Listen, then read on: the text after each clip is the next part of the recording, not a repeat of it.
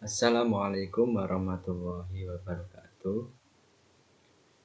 Perkenalkan, nama saya Rifki Ulil Azmi dari Prodi Pendidikan Bahasa dan Sastra Indonesia, Universitas Muria Kudus. Di sini saya akan menampilkan dan mencoba menjawab 5 pertanyaan ujian akhir semester 1 dari mata kuliah Pengantar Sastra. Saya akan mencoba untuk menjawab pertanyaan nomor 1. Sastra merupakan cerminan hidup dan kehidupan. Mengapa demikian? Jelaskan.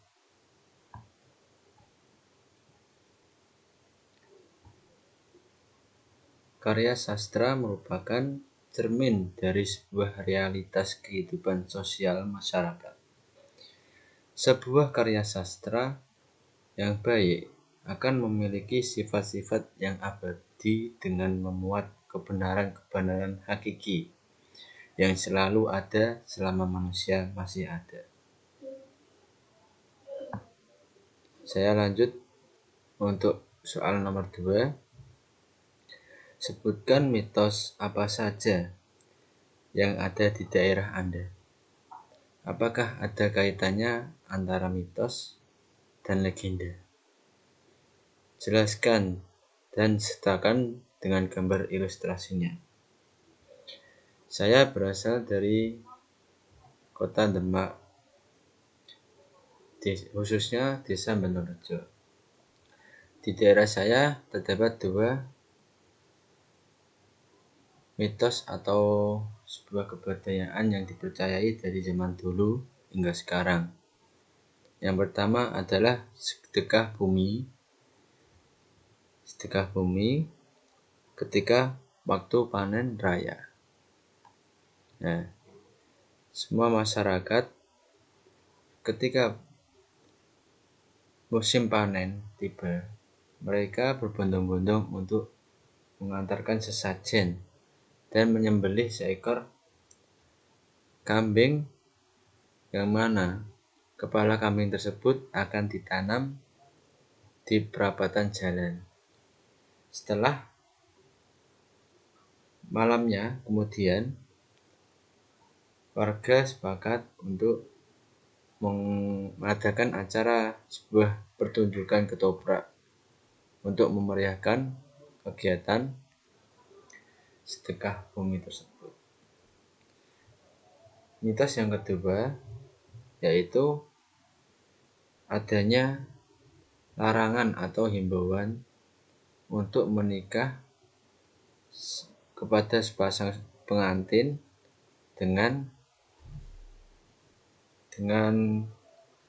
rumah yang berhadapan sama atau tunggal seturus. Ditakutkan dan dipercayai bahwa akan terjadi sesuatu yang tidak diinginkan. Saya lanjut dengan soal nomor 3. Tugas mahasiswa semester 1 salah satunya membuat antologi puisi. Sudah jadikah? Sudah jadi dari sejak bulan kira-kira bulan Oktober sudah jadi, sudah pada mengumpulkan semua mahasiswa semester 1. Kapan versi cetaknya jadi? Insya Allah minggu depan akan direncanakan dengan secepatnya. Analisislah dari sudut pandang konflik batin tiap puisi yang Anda buat.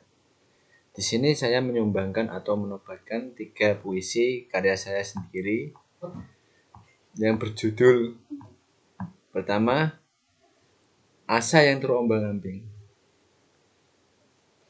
Di sini saya mengungkapkan rasa batin saya ketika waktu melonjaknya asa untuk berubah, ternyata alam tidak menghendaki.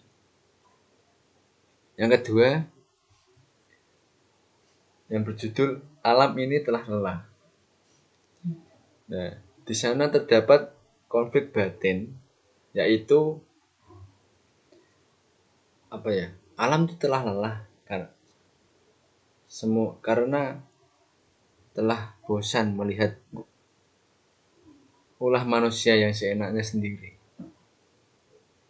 sehingga alam pun merasa tidak mempunyai peran apapun dan menurunkan sebuah virus, yaitu virus corona. Yang ketiga, Tuhan tidak bercanda.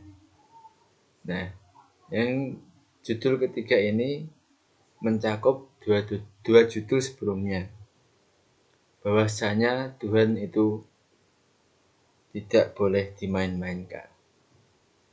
Nah, saya lanjutkan untuk soal nomor 4.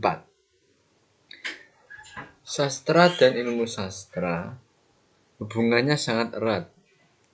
Jelaskan yang dimaksud dengan sastra dan ilmu sastra yang melatar belakangi kemunculan karya sastra. Karya sastra lahir karena ada keinginan dari pengarang untuk mengungkapkan eksistensinya yang berisi ide, gagasan, dan pesan tertentu yang dialami oleh imajinasi dan realitas budaya sosial pengarang, serta menggunakan media bahasa sebagai penyampaian keluh kesah atau yang ada di dalam isi hati pengarang tersebut. Karya sastra merupakan fenomena sosial budaya yang melibatkan kreativitas manusia. Suatu karya sastra yang baik adalah karya sastra yang mampu meninggalkan suatu pesan dan kesan bagi pembacanya. Pembaca dalam hal ini dapat menikmati sebuah karya sastra sekaligus mendapatkan pembelajaran yang bernilai melalui karya sastra tersebut. Dengan demikian, karya sastra akan menjadi suatu kepuasan tersendiri bagi pembaca untuk memperoleh kedua hal tersebut. Karya sastra bukan hanya untuk dinikmati, tetapi juga untuk dimengerti. Untuk itulah diperlukan kajian atau penelitian dan analisis mendalam dalam mengenai karya sastra. Mengungkapkan bahwa penelitian sastra merupakan kegiatan yang diperlukan untuk menghidupkan, mengembangkan, dan mempertajam suatu ilmu. Kegiatan yang berkaitan dengan pengembangan ilmu memerlukan metode yang memadai, yaitu metode ilmiah. Keilmiahan karya sastra ditentukan oleh karakteristik karya sastra tersebut.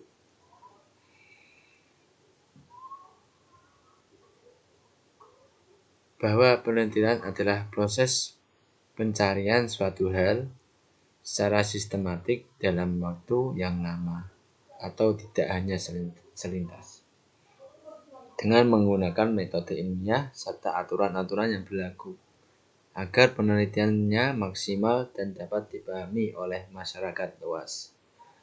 Ada berbagai bentuk hasil karya sastra yang tercipta melalui kreativitas mahasiswa atau manusia atau pengarang. Saya lanjut. Soal yang terakhir yaitu jelaskan perbedaan dari puisi, cerpen, novel, dan drama. Unsur apa saja yang membedakan karakteristik karya sastra tersebut? Berikan contohnya.